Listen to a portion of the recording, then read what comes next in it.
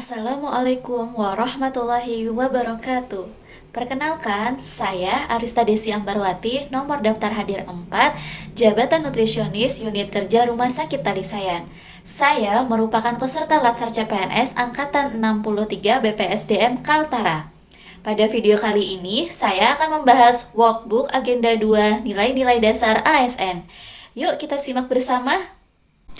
7 alasan rasional tentang pentingnya pelayanan prima. Yang pertama, pelayanan prima berfokus kepada kepuasan pelanggan yang menjadi sarana kompetisi di masa saat ini dan di masa yang akan datang.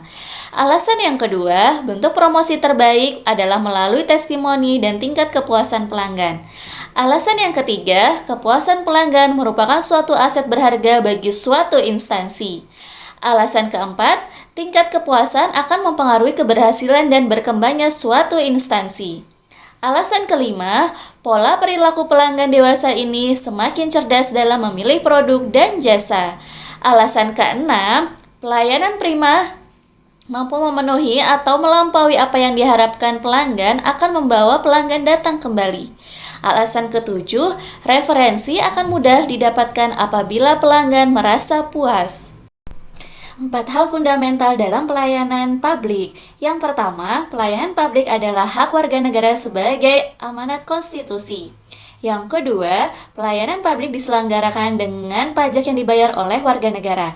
Yang ketiga, pelayanan publik diselenggarakan dengan tujuan untuk mencapai hal-hal strategis bagi kemajuan bangsa di masa mendatang.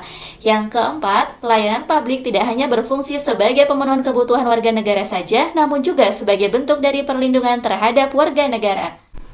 Perbedaan konsep responsibilitas dan akuntabilitas. Responsibilitas adalah kewajiban untuk bertanggung jawab yang merupakan hasil dari moral individu. Sementara akuntabilitas adalah kewajiban untuk bertanggung jawab kepada seseorang atau organisasi yang memberikan amanat. ASN berkewajiban untuk mempertanggungjawabkan segala tindak tanduknya sebagai pelayan publik kepada atasan, lembaga pembina, dan lebih luas lagi kepada masyarakat. Peran saya dalam menciptakan lingkungan yang akuntabel. 1. Kepemimpinan akuntabel.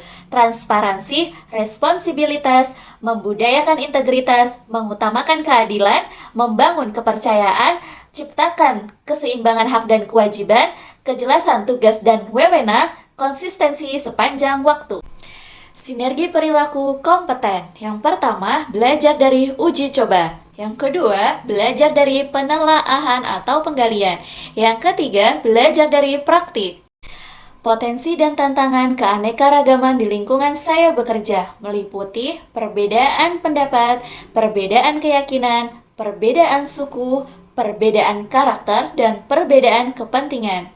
Oleh sebab itu, dalam hal ini saya harus mampu up to date terhadap perkembangan ilmu di bidang saya, mampu bekerja sama dalam tim, profesional dalam bekerja, serta menerapkan kedisiplinan. The Adaptive Culture Framework meliputi memberikan sebuah tujuan yang jelas, menanamkan nilai-nilai budaya organisasi, memberikan nilai tujuan yang ingin dicapai. Nilai organisasi menjadi pondasi awal dalam membangun budaya adaptif. Membangun strategi yang dilandasi dengan tujuan dan nilai organisasi. Struktur yang kuat mendukung budaya adaptif. Strategi yang dibangun harus mampu memecahkan masalah yang dihadapi. Hubungan dengan mitra akan menguatkan budaya adaptasi. Segala bentuk kegiatan memiliki peraturan yang mengaturnya. Perbedaan berpikir kritis dan kreatif. Berpikir kritis yaitu kemampuan untuk berpikir secara rasional dan sistematis dengan tujuan memahami hubungan antara ide dan fakta. Berpikir kreatif artinya mampu untuk memahami sesuatu berdasarkan data informasi untuk menghasilkan ide-ide atau gagasan baru dalam menyelesaikan suatu masalah. Penerapan adaptasi dalam penyelenggaraan tugas dan fungsi organisasi yang merespon perubahan lingkungan. Munculnya sebuah dinamika perubahan menyebabkan organisasi mulai harus memahami perubahan itu sendiri dan melakukan adaptasi. Penerapan adaptasi harus dilakukan pada tiap bidang tugas dan fungsi. Adaptasi diterima dan mulai menjadi sebuah nilai dasar.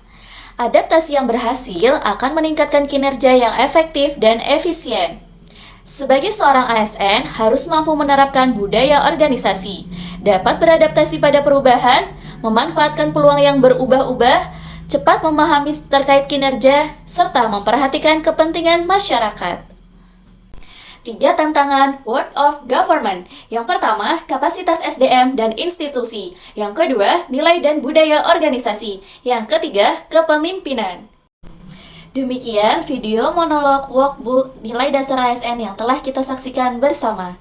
Mudah-mudahan dapat memberi manfaat bagi kita semua ASN di Indonesia. Terima kasih saya ucapkan kepada Ibu Wahyu Eko Handayani selaku tutor Agenda 2. Wassalamualaikum warahmatullahi wabarakatuh. Hai Arista, menurut saya tampilan workbooknya sangat kreatif banget dan cara penyampaiannya, isi penjelasannya itu tersampaikan banget dan aku ngerti banget dengan menonton workbook kamu.